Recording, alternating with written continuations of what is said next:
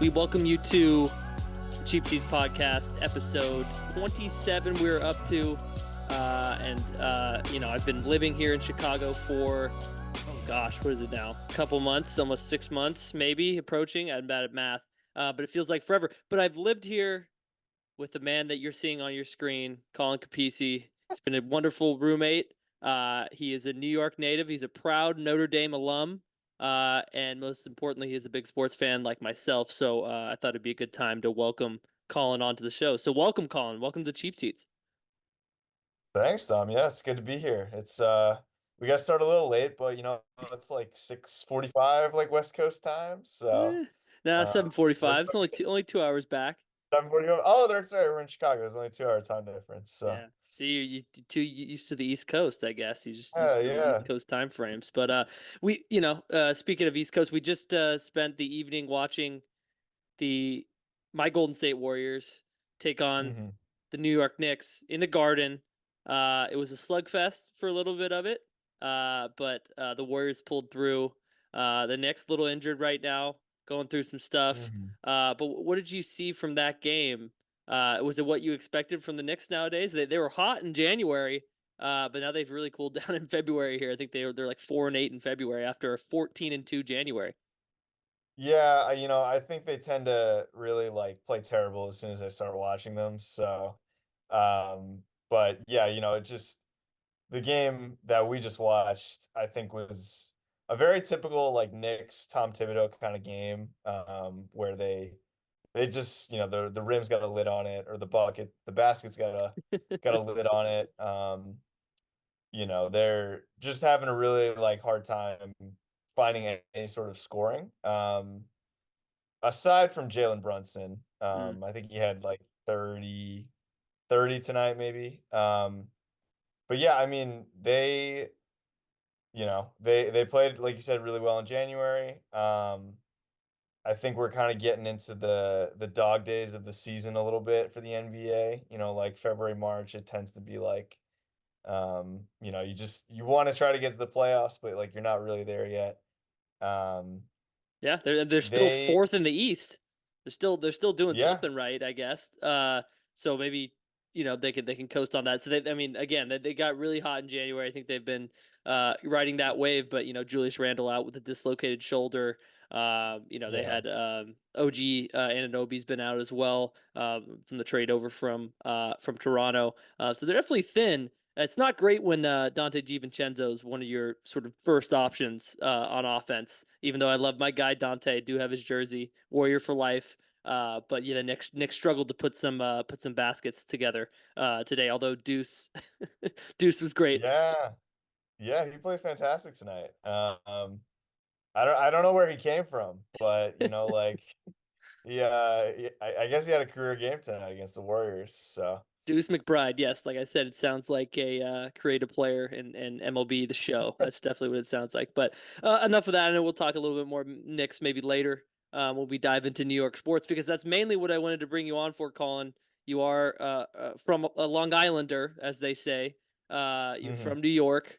This is a Bay Area and California sports podcast mostly, but I think if people know me and have followed this show, I do like to hop around the United States and sample different cities, different teams, different flavors. So I'd love to get your take on New York sports, the state of New York sports right now. But I have a few things to check Mhm. off the item list here, Colin. So if you would indulge me, my first question for you is, what is a what is a chizza? A Chizza, I not tell you. It's an absolute abomination to the Italian American community, is what it is, I think. This is what I Um, needed. Yes, I it's agree. you know, I was saying before, when the commercial came on, like the guy at KFC, that came across his desk and he approved that, and I just don't know why. Like it's that's a fireable thing, Yeah, like approving the pizza for yeah, KFC. But yeah. I could not tell you. I think it's a pizza fried chicken kind of thing, but it's a disgrace is what it is, I think. It's a disgrace. I agree. It's a disgrace to proud Italians, good Italians everywhere. For those who aren't familiar, KFC, the dreaded KFC conglomerate, has has trotted out a new menu item where a large, I guess, one large piece of fried chicken, and they smother it with some red sauce and some Yeah, cheese and some pepperoni, and they call it a chicken yeah. pizza. And they're like, I no, it's believe not a the, pizza. I believe the chicken's like the crust of the pizza, which makes absolutely no sense. Like, Exactly. if you're gonna have a chicken and a pizza, like the chicken needs to go on top of the pizza, like as Yeah. a, you know, a Yeah. topping, add a little zest to it. Like the way it's constructed is just it makes no sense. It's like a chicken parm, but they put pepperoni on top of it, and then you eat it with your hand instead of like a knife and fork, Yeah, or putting it between two pieces of bread and calling it a chicken parm sub. So, I just wanted to yeah, ask you because I know that was most of the commercials that we watched on TNT yeah. tonight. Watching the Warriors get the 110-99 win. The Warriors are looking better. The Warriors are looking better. I'll say it. They Andrew Wiggins are. is MIA again, which is never a good sign. But Yeah, the positive part of that is Moses Moody's in the starting lineup, and he's actually playing games. He went from not playing any games over the last, felt like few months, and then now he's all of a sudden starting the team. He's playing pretty well. Played pretty good defense against Jalen Brunson, I will say. he did. He locked him up tonight. Well, I mean, you know, he still got his 30 points, but was not nearly as efficient as he's been in Yeah, the month of January. So I yeah. think your Warriors are, typically the Warriors and the Knicks kind of have like opposite like season arcs. Mm. The Warriors sort of hit their stride at the right time. They always tend to get hot going into the playoffs. They're getting some guys back from injury. The Knicks tend to, like they start out hot. Like there's always hope for Knicks fans at the start of the season. We hit January, February, and it just kind of craters. They limp into the postseason. They get eliminated the first round. So this is the NBA season is playing out exactly as it should. All is right with the universe. So Hey, you got one. You got a series win last year. But yeah, we might be did. tough sledding this year. I mean, in the East is it's there's a couple good teams at the top, but I feel like the rest, there's a path for them to compete. But well, more on that later. I wanted to get to another thing. I know you are a big Liverpool FC fan. Yeah, you're a Mhm. big fan of Liverpool Football Club, and I know we talk about the Premier League off and on this show, and people know I'm a fan of the rivals Everton in Liverpool. Mhm. But I wanted to check in on the Premier League because we're not in football season anymore. It's been a couple weeks since the Super Bowl. During football season, the Premier League's such a nice like kind of escape from the rigors of being in the trenches of being a football fan, an Yeah. American football fan. You get to pop on some Premier League action on Sunday mornings, Saturday mornings, and just Mhm. kind of it's a little palate cleanser, I think, for the day. But now it's full on Premier League. Now that's like what we're watching over the weekend. So where do Yeah. you feel? Where do you stand with the top of the table Reds at this point in the year? Where it's still a long way to go, but how do you feeling? Yeah, I mean, like top of the table, right? You can't complain. I think for the amount of injuries that they've had this year, the fact that Klopp has them at the top of the table is pretty remarkable, Yeah, in my opinion. We might talk about this later, but I think him announcing that it will be his last year at the club has to be galvanizing for them. Just he's given so much, I think, to the team in the last 10 years that they're really starting to rally around that, and kind of despite the injuries that they've had to overcome, I think he's been a real motivating force for them. But, you feel comfortable to an extent, but then you look behind and you have Man City like a point behind you. yeah, And again, they're one of those teams, similar to the Warriors, right? They always seem to just turn it on in like March and April and play their best ball coming down the stretch. So it's good to be at the top of the table, but very nervous looking behind me for yeah. sure. Yeah, I'd be. City's kind of inevitable, and but yeah, let's talk about Klopp because I know that's been the big news for out of Liverpool this year. You know, aside from the success that Yeah. they've had so far this season, I know it's been a little bit of a weird year. You had the Afcon tournament, you had a bunch of you had Asian Cups, you had a lot of different international tournaments that a lot of high caliber players for Liverpool, Mo Salah specifically, Mhm. playing with Egypt and Afcon. So they've missed a lot of those guys, and it's kind of been off and on having them in the lineup. So you feel like down the stretch, I feel like if you get a more consistent lineup together, they get better injury luck. But again, it feels like Yeah. every game somebody's dropping off the getting on the injured list. So I don't know. It's been a weird one for Liverpool, but I think to your point, for how well they've been able to weather the storm and still be at the top of the table, although it is 1 point. At this point in the season, I think it's a credit to them. Do you think that they just won the Carabao Cup over the weekend in a dramatic Mhm. extra A time game? thrilling Really, final. it was a bizarre game. It was a disgusting game for most of it mostly because Chelsea's just a terrible team to watch this season. Yeah. But Liverpool powered through mostly with their B squad, and Virgil van Dijk had Yeah. the big header off the corner for the win. Quad hopes is still alive for Liverpool. Yeah, the quad is alive and kicking. The quad with the I Europa think the League trophy. Carabao, yeah. Does it count as a Hey, treble a quad if it's not the Champions I League? say I think I we say can it count it for counts. this year. I'm with you. Yeah, four major titles.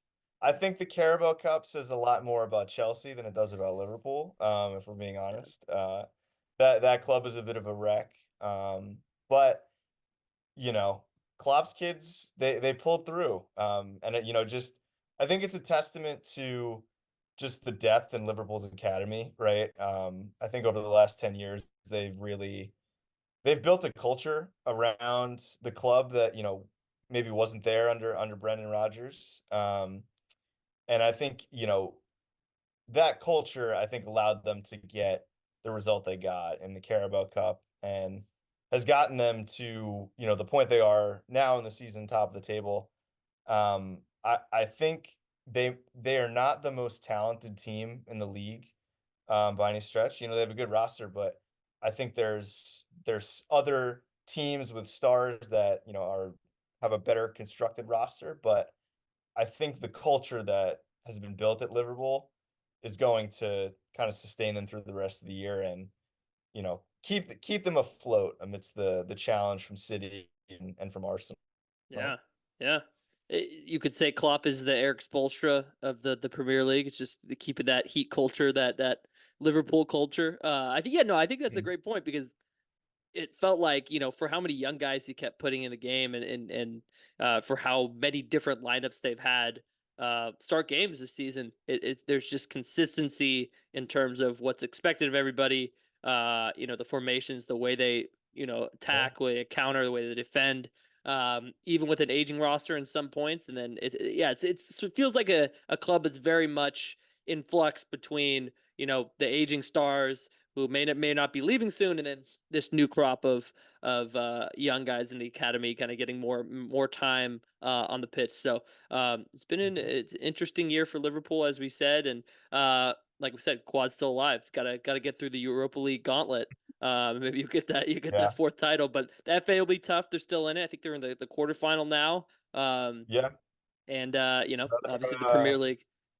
yeah, 2 goals in the 5th round game against Southampton from, Jaden Danns, who was a ball boy, at Liverpool, like, 2 Wow. years ago. It's a funny picture going around on Twitter, of, like, him, it's a group of players, like, celebrating, and Jaden Danns is, like, off to the side with, like, the like, orange penny on, and he's just, like, clapping like, one of the ball boys, but he goes to scoring 2 goals in an FA Cup 5th round game.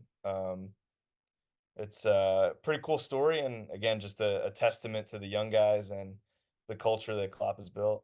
That is damn impressive. Yeah, I think Dan's got some time in that Carabao Cup final as well. So definitely the youth is Yeah, definitely coming out for the Reds, and I think it is encouraging. Shout out Jackson, my little brother. He's a big Liverpool fan as well, as I've mentioned. I think he's excited Yeah, about the direction of the club as well. But it is cool to see. You still see Virgil making big impact on the game and coming in and getting the game winner and then that cup final. So they still have that veteran presence that can pull them through. And then they got the frenetic energy of Darwin Nunez, where you never know what's going to happen with them, but he creates so much. yeah, He'll hit the post a lot. He'll miss open goals, but he'll hit some screamers too. So they're an entertaining yeah, team to watch. I think is the point I'm trying to make. yeah. Darwin's going to be contributing in some way, whether it's putting the ball in the back of the net or me ripping my hair out of my head because he put it 10 rows deep from 10 feet away. Well, hey Um, man, you don't have to watch Everton Football Club every weekend. Well, I guess you do because I have it on the TV. But it's yeah, yeah. it's I've like I've the watched my fair amount of Everton this year to whether I like it or not. Yeah, yeah, it's unfortunate, but yeah, at least with Darwin, he'll put some amazing ones in with Everton and Calvert-Lewin and the guys that get up top. It's mostly just missing point blank. So I mean, we can get to that in a second, but quickly before last point, I guess related to Liverpool is just City are just inevitable. They've this is the reason why they've won so many Yeah. titles recently here and the Champions League last year is that they just with Pep and the talent that they have up and down the roster. Uh, even with a year where they've been uncharacteristically, I think, just I don't know, just inconsistent for them. I can't say they've been bad, but they've conceded a lot of early goals and just had to roar back in a lot of games.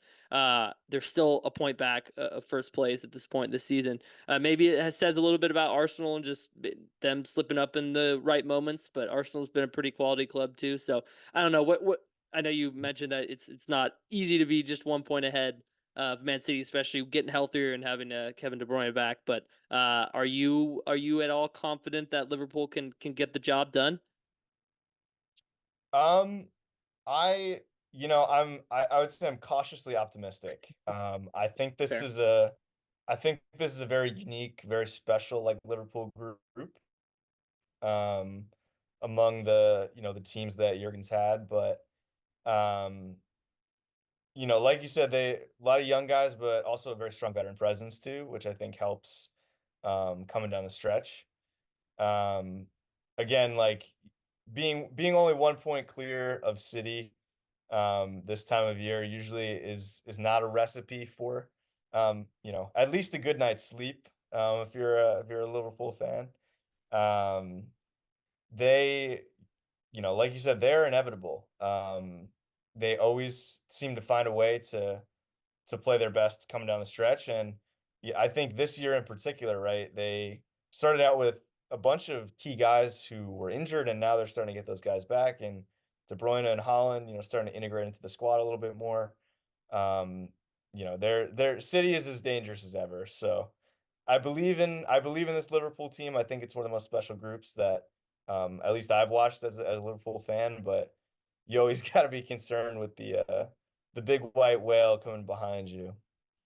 Yeah, they are at a foreboding presence for sure. But it's Klopp's last dance. Maybe it's written in the stars, and Liverpool can close out Mhm. on a for the man's last year, who's meant so much to this club. So I think it's going to be a thrilling end of this Premier League season. It's going to be a good outlet to get us through the non-football months. I know March Madness is around the corner and that'll be exciting, but I'm really pumped to watch the end of this Premier League campaign because also my team Everton is still in a relegation battle, although they were vindicated a little bit earlier this week when the decision came out that their appeal of the 10-point penalty that they incurred from the profitability and sustainability standards I guess penalty that they were guilty of. 10 points they were docked, and now they got four back, so they're only been docked 6 points off of their point total for this year, the Premier League. So now they're a good 5 points off the relegation zone. So a little bit more breathing room for them, but not a ton. So it's still going to be, I think it's going to be a drama-filled end to their campaign as well, particularly because they can't seem to buy any wins right now. It's all draws. Yeah. But I don't know. You've watched Everton with me. How do you feel about Sean Deitch? and maybe his ability to keep the guys, in avoiding relegation when it comes to the end of the season. Yeah, I think that he's been fantastic this year. Amidst all the kind of off the field stuff that has been swirling, he's kept this club not only afloat, but I I think they have played much better than they did last year. I think they may have deserved to be relegated last year based on what they played, but this year I don't think so. Like I think they're one of the more um among those like bottom teams, I think they're the most talented club amongst the teams like, fighting for relegation. Um but yeah, Dyche has done a fantastic job, I think, just with everything he's had to deal with like off the field. We can get into the merits of the allegations and the point deductions, whatever, but the manager has nothing to do with, you know, financial breaches at the club, and the way he's been able to kind of like keep this group's focus like on the field amidst all that has been really impressive. Yeah, well, I appreciate the singing the praises for my club. I can agree. I think they're, you look at the XG every game, and they seem to create a lot of chances Yeah, in front of net, and I think the advanced stats speak to that. But their ability to put those away and when they need it has been definitely lacking, and it feels like they're always giving up a late goal when they definitely need to get 3 points. So it's been frustrating yeah, because they do have good stretches where they play really good football, but when it comes to getting that goal, they just haven't really found that right combination. So I'm hopeful. I do think they're better than the bottom three. I think that we have some really yeah, bad bottom three teams. I mean, Sheffield United and Burnley have been pretty terrible. Luton Town has been surprisingly more competitive than those two. So yeah, think what might save Everton is that the bottom is just so bad, so they won't have to worry about it. But you never know; it's always fun with Everton Football Club. So I mean, that might be enough Premier League talk for this. I know that's another point I wanted to get out of the way. So we got the Chizza, we got the Premier League talk. Two important points I wanted to get with you, get all the Colin. important things. But I think I did a bad job of introducing you because I should also say you are my roommate here in Chicago because we are both at Northwestern at Medill together. You've done some wonderful Mm, stuff. You did some coverage a few weeks ago in Arizona for the waste management, the People's Open as they call it. But you've also done some mm, before that coverage of Caitlin Clark, who's I don't know if you haven't heard, she's the biggest name in college hoops right now. At least I think so. yeah. So I want to hear about some of the stuff that you've learned from writing about her. And I think the big question is she carrying college basketball right now? Because I certainly think so. She might be the only star that seems like the eyeballs are on at this moment, men's and women's in the game right now. Yeah, I think to answer that last question, absolutely. She's the biggest star in college basketball right now, men's or women's.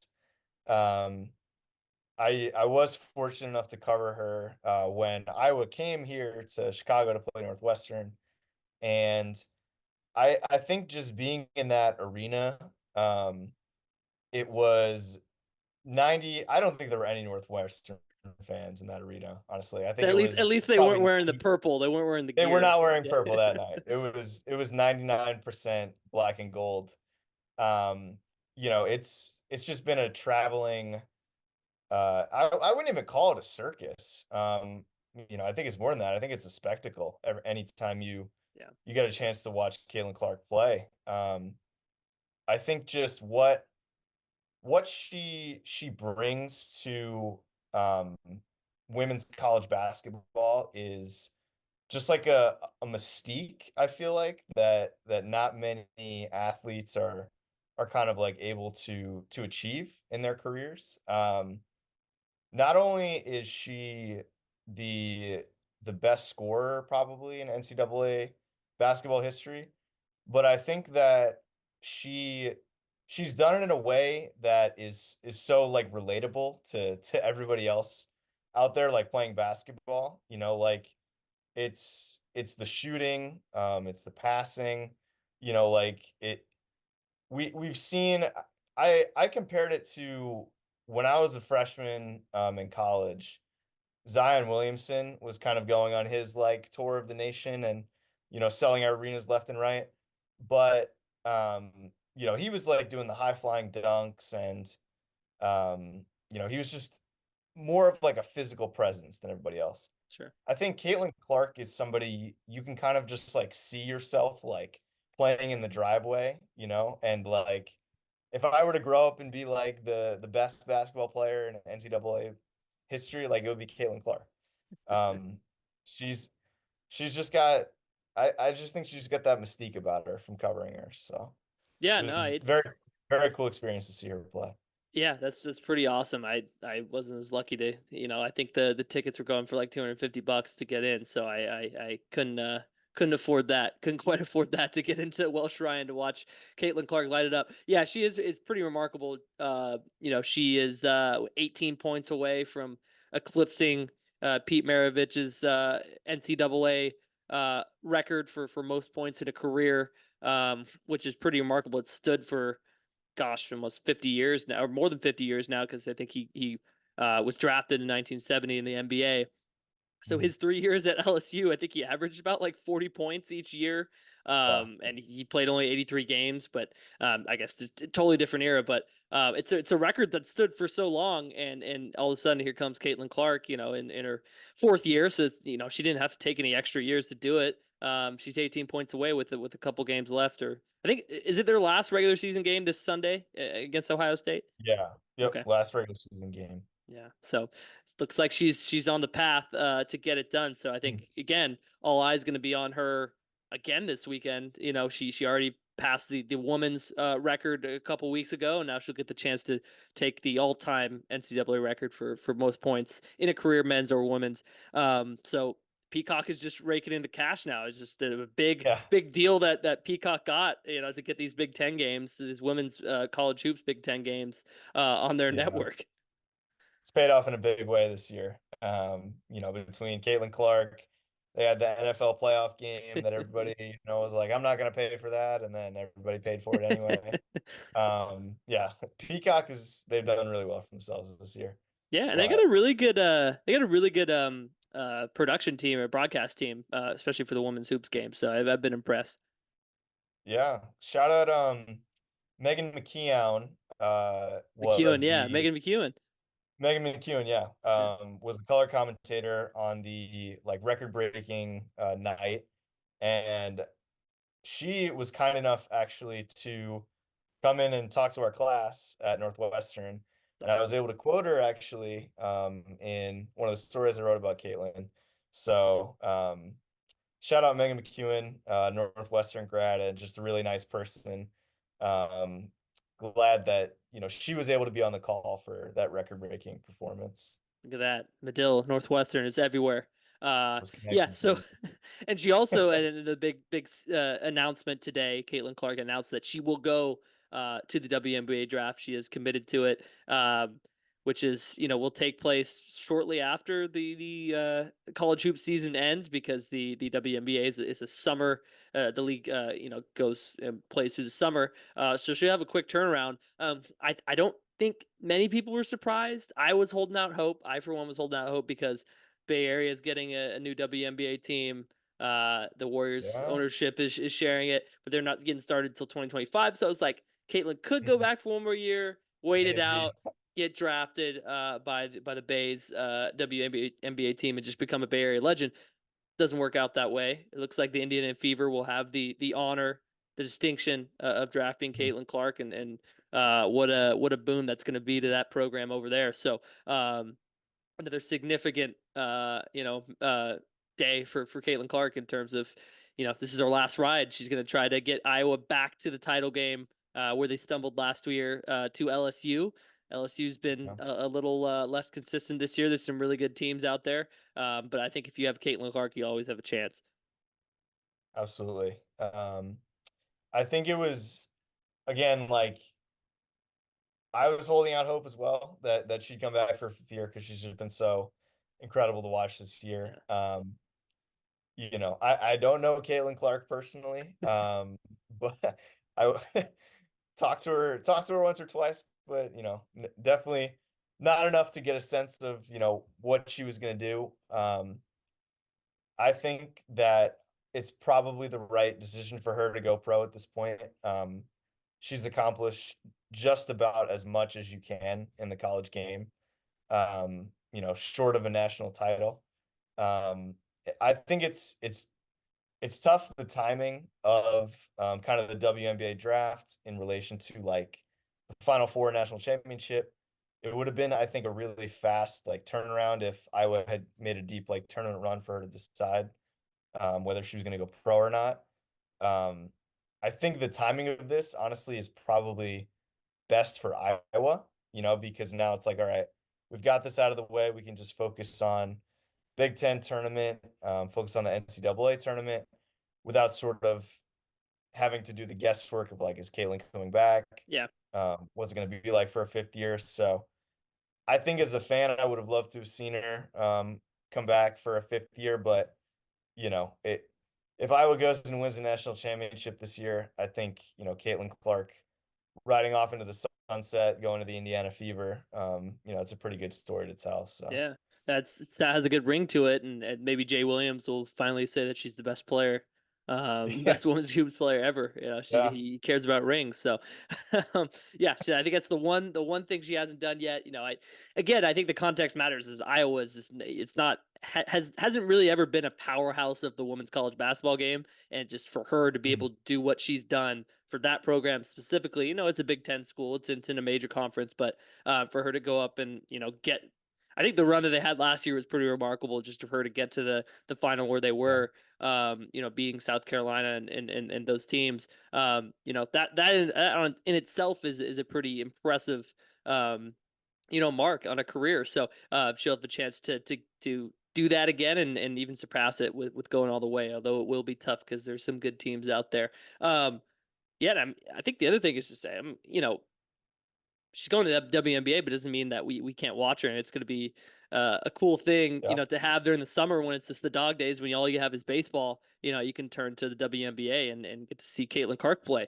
I'm sure the Indiana yeah, Fever will be on a good amount of nationally televised games in the upcoming schedule for the WNBA. So I'm excited to tune in yeah, more. I've been tuning in the last couple of years a little bit, particularly when it gets closer to the postseason. But I'm excited to have Caitlin Clark on my television.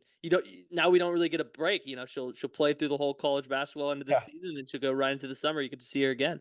So I think it's going to be yeah, great for WNBA. I mean, that's a huge boost for that league that's expanding now. It's pretty exciting. absolutely. You might get to see her in Paris too, if she makes the Olympic team. That's a I good think that point. would be I think USA basketball would be wise to have a roster spot waiting for Caitlin Clark.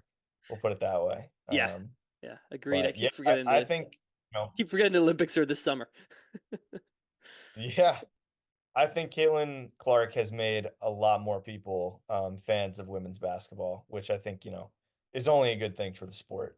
Yeah. So Yeah, well said. Okay, I think that covers everything I wanted to talk to before we get into the main entree, if you will, of the program. meat and And potatoes, the meat the and potatoes, cheats of the show, the if you will. pizza, exactly. It's just thinking about it just makes me so hungry. Think about biting into a nice pizza, nice warm pizza. Um, I should say I forgot. I've neglected to tell the audience.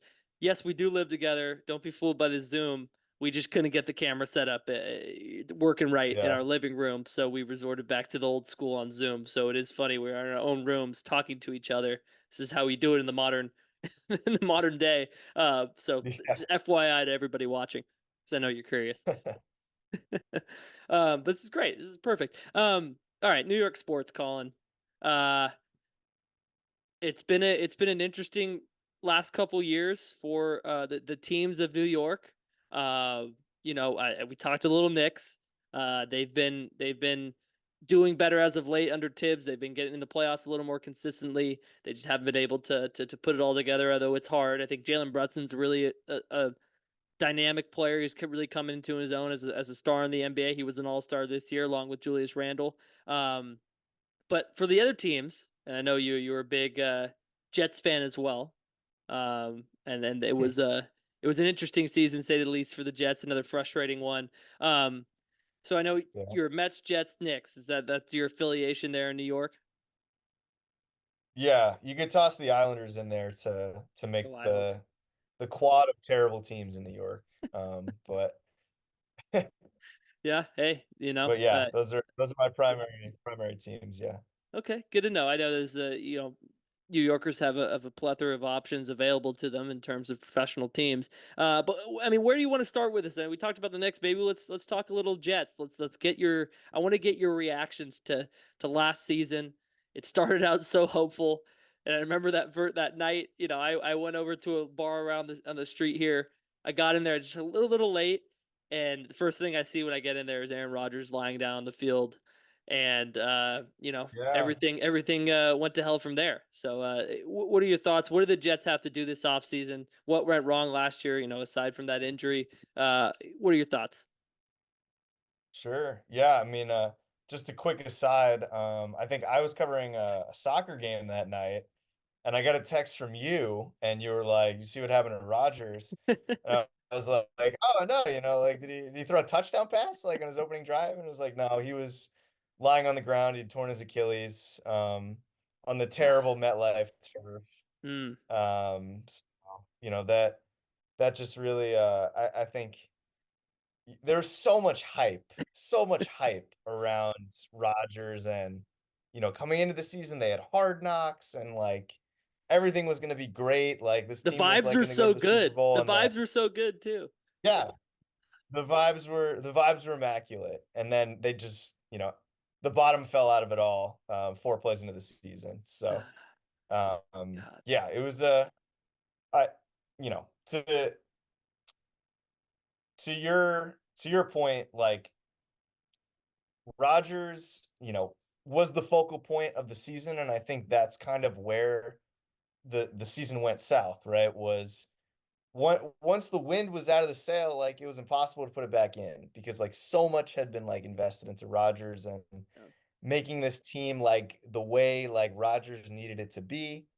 Um, You know, maybe we'll get into this later, to use but your analogy though, like they didn't have a backup generator or yeah, something to power they could have. They had the old reliable Zach Wilson back there behind him to right, keep things going, yeah, I guess. And he did yeah, what he usually does. yeah. He actually solidified his status as the worst quarterback in NFL history.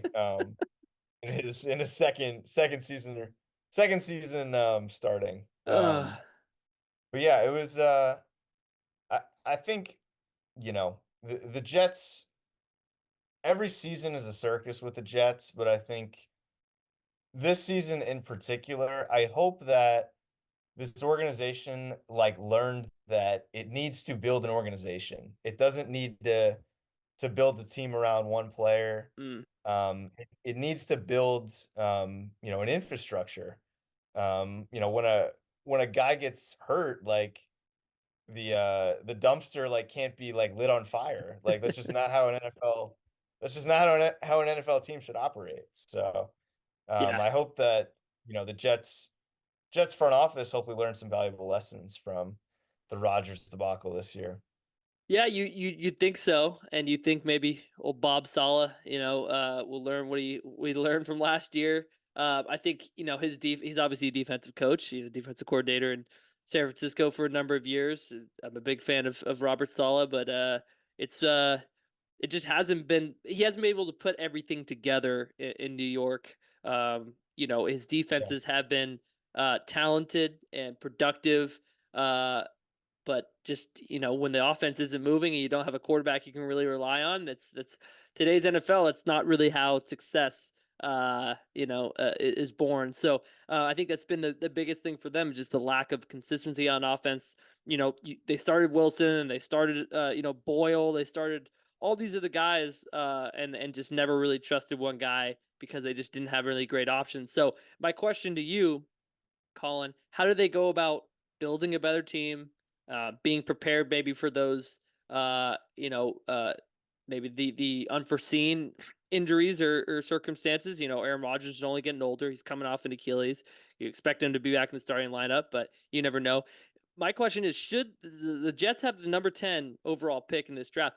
should they trade up and get a quarterback in the first round, or do you think they build out with other positions? Because from where I'm standing, I don't hate the idea of them going to get a quarterback at this point. Yeah, I really, in my preparation for this show, I really never considered the possibility that they would trade up. I could be I crazy. I could be crazy, Colin.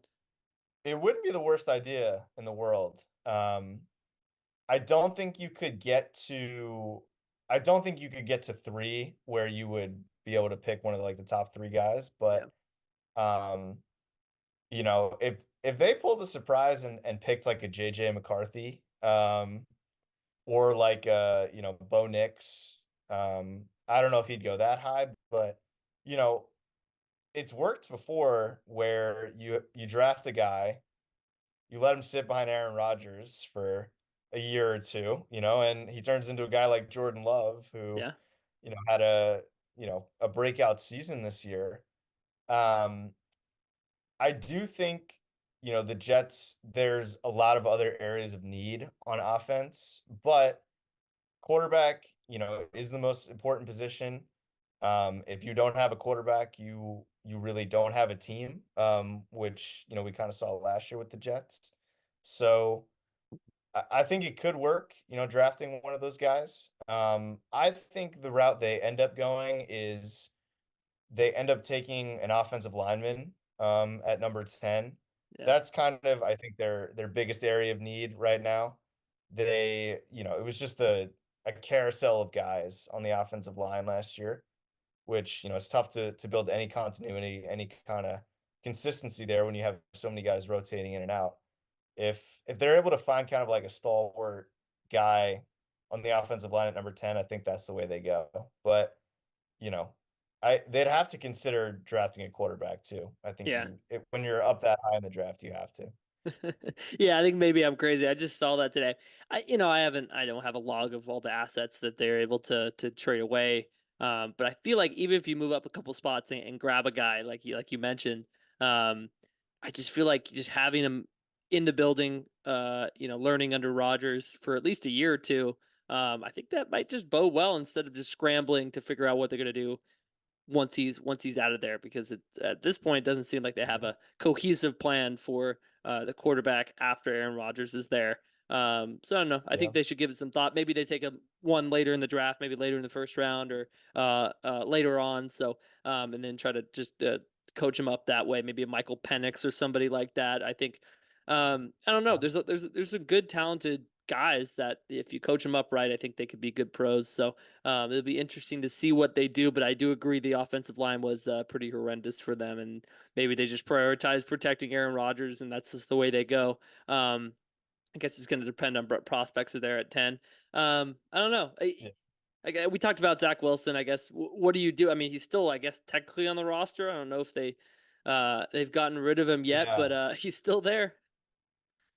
He's been allowed to request a trade. So I think they're hoping they can just kind of get anything for him at this Yeah, point. yeah. I don't think they're Sunk going to get cost. anything for him. Yeah, I think he's just gonna end up getting released. And it's It's a hell of it's an era, tough Colin. Hell because of an era. I wouldn't go that far. But like it Sala was the guy that drafted Wilson, right? Yeah, So I think, everything that was kind of like made of, like Sala like trying to stick by Wilson, then at the end of the year, like threw him under the bus, like I think he's only got himself to blame for drafting him in the first place. yeah, Hindsight is 2020. It always is, but um, you know, when the Jets front office like look themselves in the mirror after 3 years of Zach Wilson, I think they've only got themselves to blame. There wasn't, I think, enough great offensive coaching around him to kind of like make him an NFL starter for like where he was coming out of college.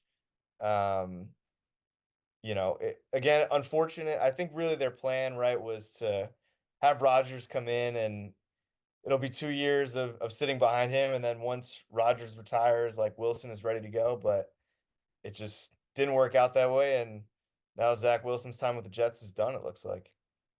Got to pivot. Got to pivot away. Yeah, I feel bad. Like I said, Salah's my guy. I was kind of hoping maybe this last year was his last one with the Jets, so he'd come back and be the defensive coordinator for the 49ers again, because they are on the lookout for one right now, and it's I think they'll probably go internal. Maybe they'll get a guy like Jeff Ulrich, who's the linebackers coach, I think, over there in New York under Saleh. I think Shanahan likes that system. I think he wants to bring it back, so I was kind of hoping Saleh would be available, but you know, he's in for one more year, I think. I think it's safe to say this is probably his last ride, unless things go well. Obviously, I think Mm. I think at minimum a playoff appearance, maybe what was sort of at stake. I mean, what's your assessment of what's a successful season for the Jets this year?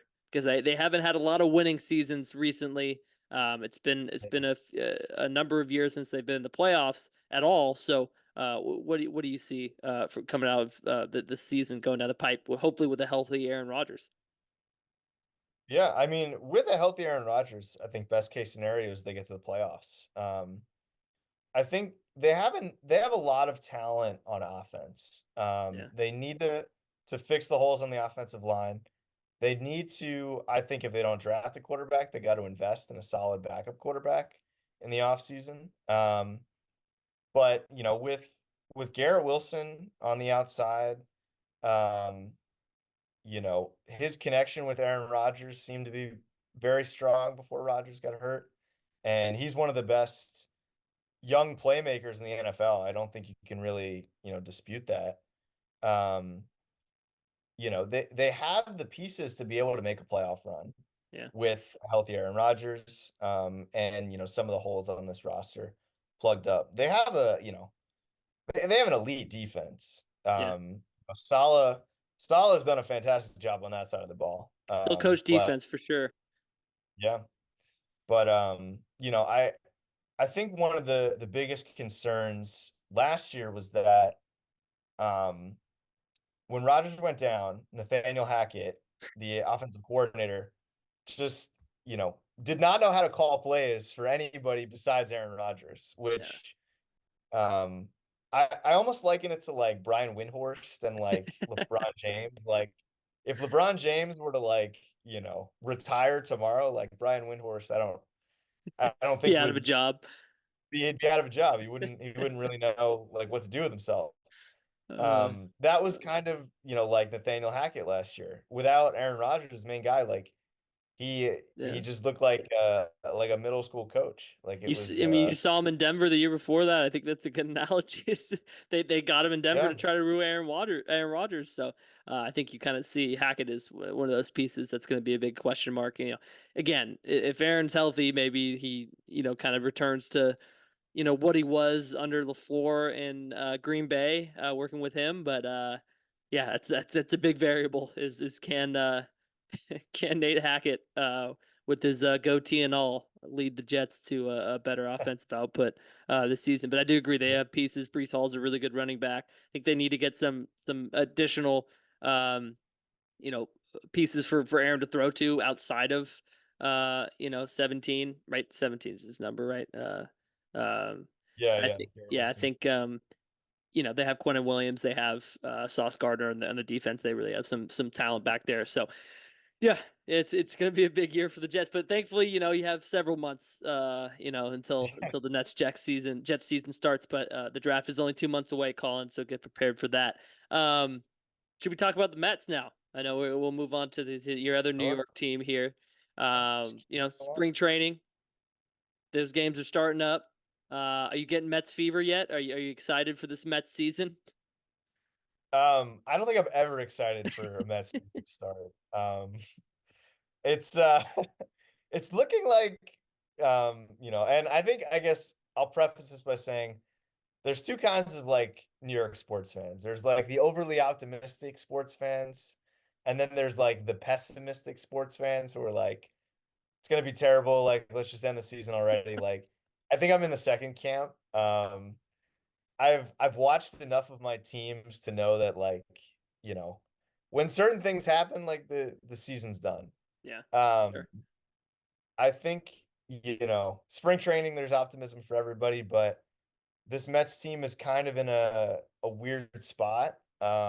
I'd say, yeah, They have the pretty weird. highest payroll. They still have the highest payroll in the league, um, paying money to guys that are not playing for them anymore. Hmm. They traded away Scherzer, traded away Verlander last year. Um, they're in a very precarious spot where they have a lot of money tied up, but they're not like a rebuilding team. They're trying to be like a retooling team, but I think in the NL East, the Braves and the Phillies are really kind of a cut above the Mets this year. Kodai Senga going down, and he's gonna miss, I think, at least the first few weeks of the season. It's not a great omen, not a great omen to start the year for the Mets. Not So great, not great. um, And you had to, I'm a bit more on I'm a bit more on the pessimistic Mets train coming into spring training. I can't say that that's the wrong way to go about it. But yeah, no, I think you sort of painted the picture well. It's an interesting year to say the least for the Mets, just given where they were last year. It's just crazy to see. I'm looking at the roster this year and just how different it is from what they had last year, competing. In a lot of Mets fans, but also in the front office, like competing for a World Series last year, and things just like did not go to plan at all. I think that he talked about the Senga injury. I think that Edwin Diaz injury in the World Baseball Classic Yeah, last year really threw things off before the season even started. For that stud yeah, closer, and just not having him for the whole year was pretty gutting. But they filled in parts of the rotation with my guy Sean Manaea, my guy Jake Diekman, Shintaro Fujinami, there we bunch go. of ace players here for the Mets. I love to see it. I don't think it's gonna translate to many wins, but I maybe I'll be a Mets fan this year because God knows I do not have a baseball team anymore. Yeah, we well, that's a conversation for another day, Dom. Yeah, the Yeah, A's and the Vegas and all that, but yeah, with the Mets new GM David Stearns, he's former GM with the Brewers, small market team. He's more from like the Moneyball kind of cloth, as far as GMs go. yeah, So, you know, I I think he was a good hire for this Mets team. I'm upset with Steve Cohen, I think, for not sort of like sticking to his guns, like it kind of went south in the middle of the year last year, and he just sort of like threw in the towel right away after yep, spending all that money. yep, Um, but I think ultimately in hiring Stearns, like he kind of has gotten to the point with the front office, like where he wants to be. So um, I think for the Mets and the Mets organization, it's going to take a couple of years for Stearns to kind of like build the farm system up again, get the kind of like players he wants like in his system, and then I think you'll start to see, after a couple of years, Cohen start to spend money again, hopefully. But got it. um, yeah, Yeah, he did hit the eject button pretty quick last year. It felt like even things yeah, weren't going great, but I was like they could still keep those players and try to regroup for the next year. But when to get that and again like you said, they still have money on the books paying guys that aren't even playing. So it just felt like what's the point? Um, so yeah, they're in a little bit of a financial bind. So I think he's probably trying to wait that out and then try again because he does. Steve Cohen has proven that he's a guy that wants to spend money and wants his team to compete. So um, yeah, weird time for the Mets. I think you got the new manager as well, Carlos Mendoza. It feels like he was a bench coach for the Yankees. The Mets are just stealing guys from the Yankees now because I guess the Yankees have been the picture of a successful organization the last several years because they've gone really far in the playoffs every year and have been super successful. I obviously am joking, but what are your impressions of the new manager there? And I think do you think it was probably the right to get rid of Showalter? yeah. I think Showalter's time kind of in New York had growing a little bit stale, I would say. I think he came in his first year and like after sort of, oh gosh, who was the manager before him? I think it was Mickey Callaway, maybe. Yeah, I I don't even think know. so. There was just like such a revolve. Oh no, it wasn't. Sorry. It was Luis Rojas, was Oh the Mets yeah, manager, yeah. or Showalter. It was Yeah. just kind of a revolving door of like inept, terrible managers for the Mets. So I think Showalter coming in his first year, kind of like old school guy, like put his foot down. It was really what that team needed. And then, they won over 100 games that year. So it was the right fit. But then, I think at a certain point, like things kind of just flatlined a little bit. The Bucks whole kind of thing with the players grew a little bit stale. So I thought that it was like the right time for them to part ways. Mendoza so far has said all the right things. He's a first time manager, so we'll see how he sort of handles the pressure and the spotlight of being a manager in New York, Yeah, as opposed to a bench. But I think he's good for what this Mets team is kind of bringing. I think they're projected to be like an 84 wins team. They don't have World Series aspirations, I don't think this year. So I think it'll be good for Mendoza to kind of get in, have a year under his belt with a team that, is not supposed to go super far. yeah. Put his imprint on the team. Yeah, I think like you said, having a team like the Phillies and the Braves in your same division, maybe it is wise not to spend all out and end up with a situation like last season and get outcompeted by those two really good ball clubs. So they are in a tough spot, I think, in terms of the division. Um, I don't know. I'm a big I was a big Terry Collins fan, so I think I like the Showalter move to bring an older curmudgeon baseball guy back into the locker room to see Yeah. if that fired guys up, but it seemed to run its course. So that's very fair. Do you want to any other thoughts on the Mets before we I mean maybe just like losing out to free agents to the Dodgers. They're not the only team that lost out to free agents to the Dodgers this season, but it felt like Steve Cohen was still trying to get some of those top tiered free agents this offseason still. Yeah, I think, Steve Cohen is always going to be in it for the big fish out there in the offseason, just with the amount of money he has. But yeah, to your point, I think everybody lost out to the Dodgers this year. They kind of stole the show with the Shohei signing and the Yamamoto signing. Yeah, Um, I think the biggest free agent question for the Mets, honestly, is going to be Pete Alonso. yeah, He's heading into his contract year this year, and um, it'll be interesting to see what David Stearns is going to do with Pete because he's been the face of the franchise for a few years now. The fans love him. He is the biggest like power bat in our lineup. Um, I would love to see, Cohen just pony up the money, bring him back. I think he's just too important of like an organizational piece to let him go. Um, but a GM like Stearns, Pete does not play the best defense over there at first base. He's gonna end up becoming a DH very soon. So Stearns, I think, wants to build a ball club that is a little bit more well-rounded. So, um, you know, will he let a franchise player like Alonso walk because he can't play defense? It'll be interesting to see how the negotiations and the back and forth goes throughout this year for Pete Alonso. He's the biggest kind of free agent ship the Mets have right now. yeah. Polar bear, isn't that what they call him? Polar bear, yeah. Love it, love it. He does hit tanks.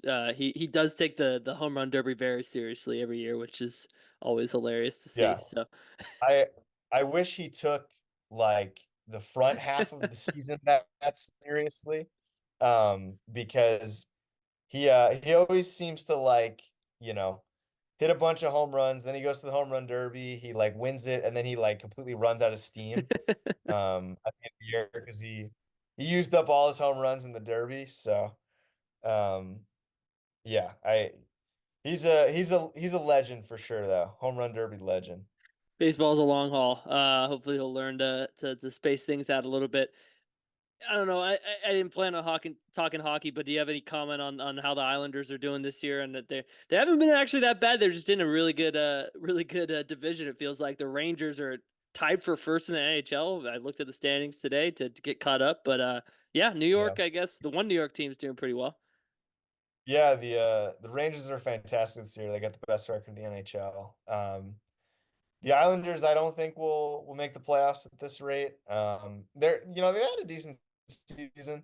They're above 500, but um, you know, hockey's interesting in New York because the Islanders are really the only like Long Island team. Yeah, You yeah, know, they're based in Belmont now, which is, like east of New York City.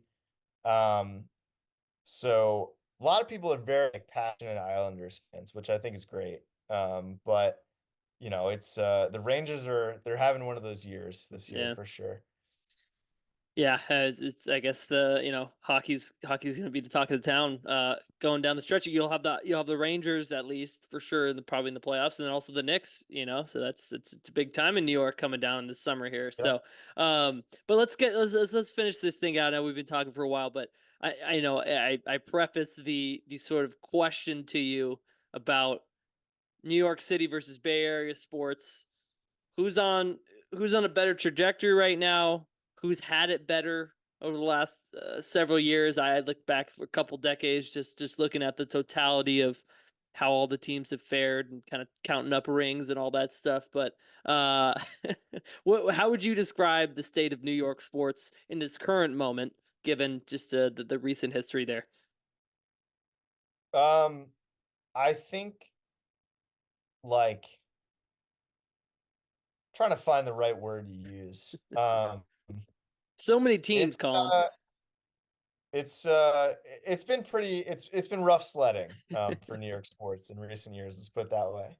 I think again like the Rangers are playing really well this year. They look like they could be a contender for the Stanley Cup, but other than that, like it's kind of been ineptitude Yeah, pervading the New York sports scene. You think about like the Jets are terrible, the Giants are terrible, like both New York baseball teams, like, even the Yankees, right? Like their last World Series was 2009. '09. Yep. The annoying Yankees fans I went to school with growing up will tell you that's like an eternity. Um, but Um, I can't remember the last time. When was the last like New York sports championship? It might have been the Yankees championship in 2009. No, New York FC 2021 Oh, MLS that's right. Cup That's right. champs. That's But very true. I know that was Um, huge in New York. Everybody remembers that. But the one for the I guess quote unquote major sports, uh, the Giants in 2011. I think that was the last major sports right. championship in New York, which is now 13 years ago. Yeah. It's been a long So, drought. For a yeah. city that has, gosh, 1, 2, 3, 4, 5, 6, 7, 8, 9, 10 major sports teams, if you're including the New York FC, the MLS, and the New York Liberty of the WNBA, who did make a WNBA finals appearance this Mhm. year, we should mention, or the 2023, we should mention. So that, there have been teams that have had success in recent years, but yeah, the last true major championship was 2011. Yeah. I mean, you compare that to the Bay Area.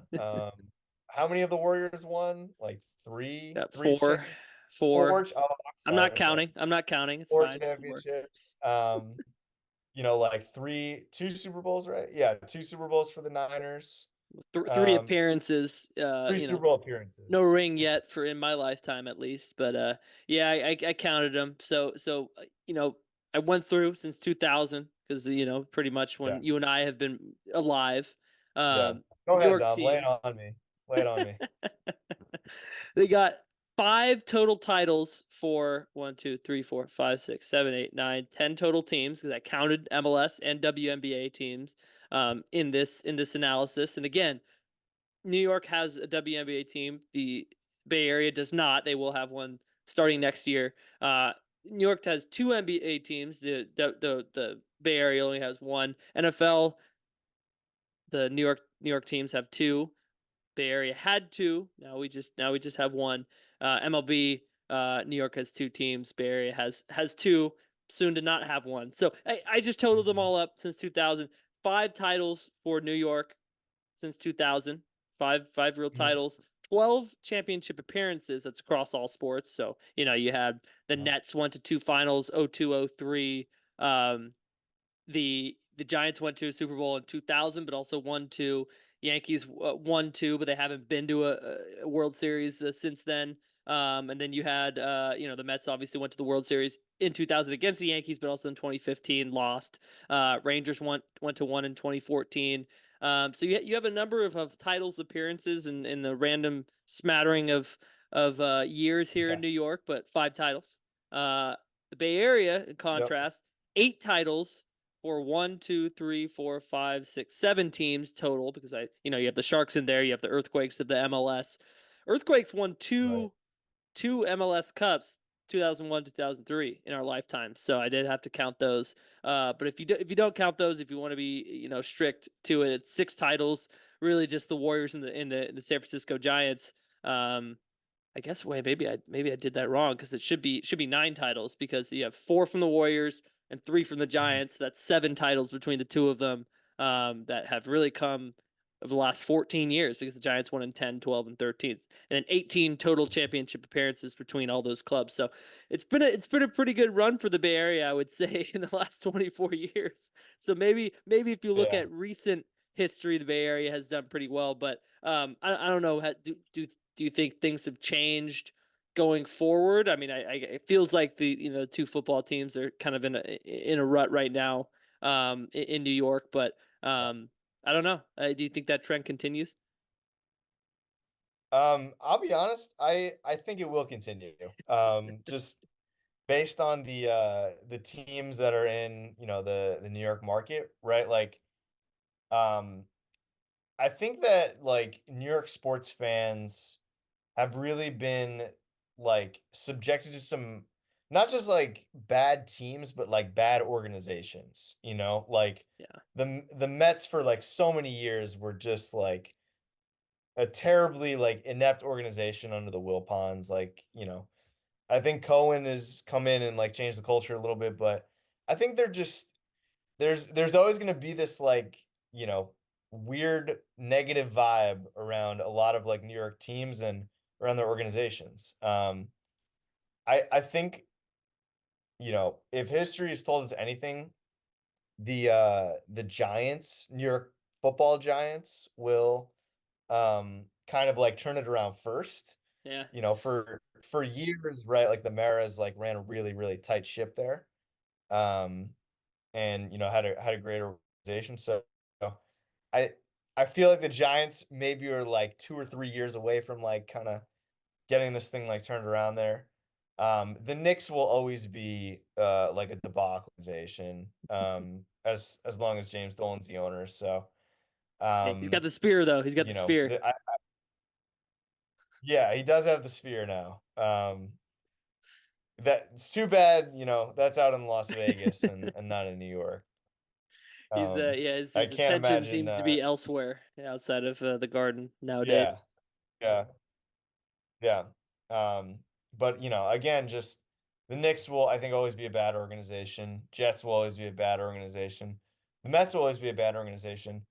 Um, you compare that to the Bay Area, right? I think the 49ers have like, really, I think like built a solid culture of Yeah, success like around that team. yeah, Um, Same thing with the Giants too. They had the even year dynasty with the baseball teams. But also too, I think in recent years they've had a lot of like overachieving teams. And even if they didn't, make the World Series, yeah, they have a solid, just like organizational culture. So when they get the right guys, you know, they're primed for success. Um, you know, overall, I feel like I see the negative vibes continuing in New York and the positive vibes continuing in the Bay Area. So, Oh um, man, this is if great. It's any, just if the Warriors Knicks game is any indication tonight, uh of of what the future holds for both of our homes, I it think might that's the be way it's going to go. might be emblematic, for all the struggles the Warriors have had this year. They're still able to, I guess beat the Knicks in New York. Steph does like playing Yep. in the Garden, Oh yeah, almost his second definitely home, loves some the would guard. say. And the Warriors have been a really standout organization. It's been really feel lucky to have witnessed many titles and title runs as I've had, and I'm hoping they can get one more in there. But yeah, it's been pretty good in the Bay Area, I would say, all things considered. I'm pretty heartbroken over the three Super Bowl losses that I'd had to endure in my lifetime. I know you haven't seen a Super Bowl yet in your lifetime with your Jets, so at this point, I do feel grateful having to see those. It does suck when you lose three of them in a row. But I think I have a mindset where I need to start enjoying it a little more, being the moment, and a lot of all the playoff wins I've been able to witness in my lifetime is pretty special. So yeah, I think we can say the Bay Area wins this round. But maybe hey, here's to the next 24, 25 years, and maybe New York could get back Yeah. to its winning ways. Obviously then the Yankees won a million championships, pre 2000, and the Giants have had a good run of success. Maybe the Jets will get on that train one day. Colin, I'm if you're not going to be Yeah. optimistic, I will be optimistic for you. Good vibes your way. All right. That's good. All right. I'll take the optim. I got you. And I before we close this out, just a couple odds and ends here. Just looking back when I was doing this research, Jets went 10-6 in 2015 and didn't make the playoffs. That must have sucked. Yeah. Todd Bowles. Yeah, that was the Fitzmagic season. That one stung a little bit because I Yeah. really liked Ryan Fitzpatrick, but yeah. Yeah, I just looked back. I'm like, damn, they went 10-6 that year and didn't even get in the playoffs. So that sucks. Derek Fisher was the Knicks head coach in 2014 to 2016. I don't even freaking remember that. He was. That was the reason you don't remember it was because it was so forgettable. He was 40 and I think 96 as a head yeah, I was coach. gonna say they won about like 40 games in 2 years. So yeah.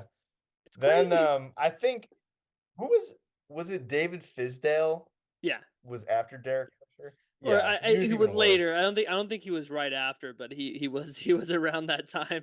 But I was just Okay. well, Yeah. Fisher retired as a player in 2014 at the end of the 2014 Yeah. season. Then the next year he became the And Knicks head coach, and I David just became a coach. Yeah. for some reason that That was was not that in was my the mind. wild yeah, that was the wild like Phil Jackson in the Knicks front office era. Yeah, yeah. Bring Where bring his guys over from LA. Put yeah, him in charge. they paid him a massive contract to just like sit there, twiddle his thumbs, and let like his former Lakers players like run the organization in the ground. So It's crazy. I just blocked that out from my mind. I couldn't believe it. I just like looked back. I'm like, oh shit, I do remember Derek Fisher was the coach of the Knicks for those 2 years. Yeah, and then a couple of things. Daniel Murphy's 2015 postseason with the Mets that year was just insane. I remember it being insane, but just going back and looking in the NLDS and the NLCS that year, 16 hits, 7 home runs, 11 RBI, and 38 at bats in that run. It was just something special. So happy yeah. memory for the Mets that year. Oh yeah. They That obviously didn't was win it all, but it is a happy memory. yeah, that was the most fun I've had as a New York sports fan, like in my lifetime, was watching that playoff run. And like I think the Mets are like kind of my primary team too. All Like right. my dad grew up in Queens. I've been a Mets fan like my entire life. So um, I think just having some excitement around the team, and then getting to the World Series was icing on the cake that year. But yeah, Daniel Murphy was Babe Ruth for 2 weeks. Like it was incredible. Yeah, I remember watching him that run. Remember he was just they couldn't the Dodgers couldn't get him out. The Cubs couldn't get him out in the NLCS, and just But looking Yeah. back, just seeing the numbers, I was like, damn. And the last thing, yeah, Islanders won 4 straight Stanley Cups. I always like this comes back to me. Every once in a while, I just remember they've won 4 straight Stanley Cups. That was 1980 to 1983. So, damn, Yeah. Islanders, man, that's impressive. They were the first like hockey dynasty. The Islanders were. They've You don't not been see a lot of anywhere close since, but you don't see a lot of yeah, four-peats in major sports really ever. So I just stuck out to me. I yeah, always go back to that. So impressive stuff. yeah. I was at the old Nassau Coliseum, which I think that's the coolest sports venue I've ever been to. Yeah, It was I went to an Islanders playoff game. I think that was like 5 years ago at this point, and it was when it was like the last year of Nassau Coliseum.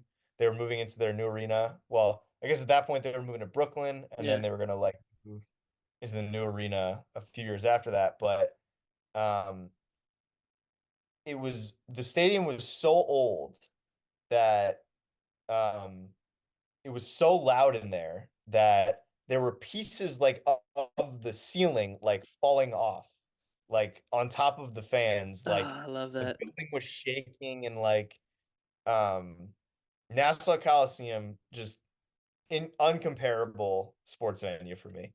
Just the coolest place to watch a hockey game was at Nassau Coliseum. So Yeah, cool. you're speaking to an A's fan, so I do love old, decrepit sports venues. So that's you definitely Yeah. preaching to the choir here. So yeah, that's I've heard very cool stories about the old Nassau Coliseum. So it's great that they have a new arena, but also sometimes it's like you wish you can go back and just relive the glory days there. So shout out Yeah. to the Islanders. I Nostalgia. think that's a good segue. I want to finish on. I know we've been going a while, but I want to finish on. I do it with all my guests. Your favorite sports memory, whether it's you playing. I know that you played some sports back in the day, but also you experiencing, witnessing sports, maybe growing up or just recently. But whatever you want to share, I think it's a good way to end this on. Yeah. I think my favorite sports memory, off the beaten path a little bit from what we've been talking about, Mm, but um I went to undergrad at Notre Dame, and the coolest sports memory I have is Notre Dame played Clemson in the like 2020 COVID year, and Clemson was like the number one team at the time. I think we were like ranked fourth, and there was like nobody in the stands because of the COVID year. And it was like, despite that, it was the loudest I've ever heard Notre Dame Stadium because it crazy game. It got into overtime, and there was a point where like it was like 3rd and 20. Notre Dame kind of the students like knew that the game was pretty much over. So everybody, all whatever it was, like 5,000, 6,000 students, like start to like move towards the field and are like packed in there, like next to the barrier. And it's just like so loud. Um, and then like on 4th down, DJ Uiagalelei for Clemson like gets sacked, and everybody jumps over and like rushes the field. Um, like with the COVID year and rushing the field, beating the number one team in the country, like I I will never like forget that moment. I think that's the coolest sports moment I've ever been a part of, was that Clemson Notre Dame game in 2020.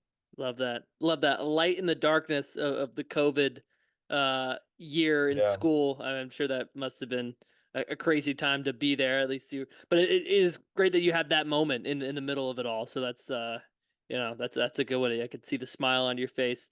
Another reason to not ban court storming. I know it's not a court, but it's Yeah. a field. Let's keep it going. Yeah. Don't listen to My the Duke. Don't hatred listen to those my Dukes guys out there. They're trying to yeah, spread the my propaganda. my hatred for Jay Billis is a conversation for another day. We'll But save it. yeah. We'll save it. And March Madness is coming up. I'd love to get your thoughts as we go into that as well. But Yeah, don't arrest the kids for storming the court. You make some pretty damn good memories, as Colin demonstrated. So, uh, Colin, this has been really fun. I really appreciate you being patient with me and going late, and joining in. I think it was a fun conversation. So, you're in the Cheap Seats family now. We'll bring you back on at some point soon. But this has been super fun. Yeah, thanks for having me on, Dom. Appreciate it. Appreciate it, sir. See you later.